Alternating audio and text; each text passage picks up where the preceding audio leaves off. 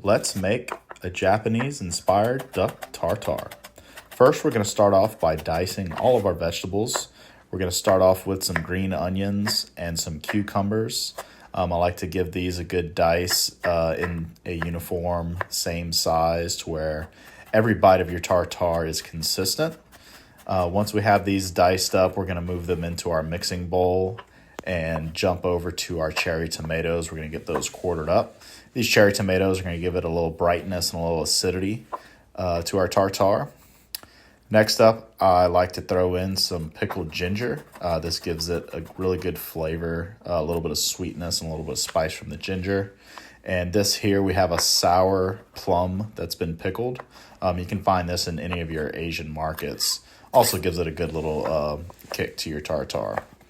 For our duck breasts, we're going to give those a nice cut into strips and then a dice. I like to run my knife through these a few times to make sure that we get all the way through to the cutting board and have good, nice, even dices on all of our duck meat. That way, same as with the vegetables, everything's going to be nice and uniform for your duck tartare.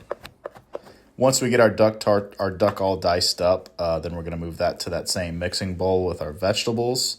And we're going to start to give that a little bit of mix just to get everything incorporated. We're going to use a little bit of that same pickling liquid from the ginger, as well as some yuzu juice and some soy sauce. We're going to give that a mix and season it with a little bit of Chinese 5-spice.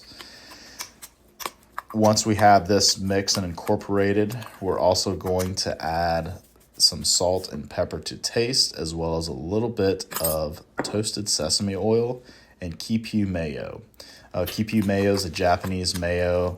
It's a little thicker than normal mayo and has a little bit different flavor, which will give it some nice creaminess. I like to plate these in a nice little mound and serve it with some toast points, or in this case, some freshly roasted sweet potato chips. And there you have it, a Japanese-inspired duck tartare. It's great for an appetizer or even for a meal. Hope you enjoy.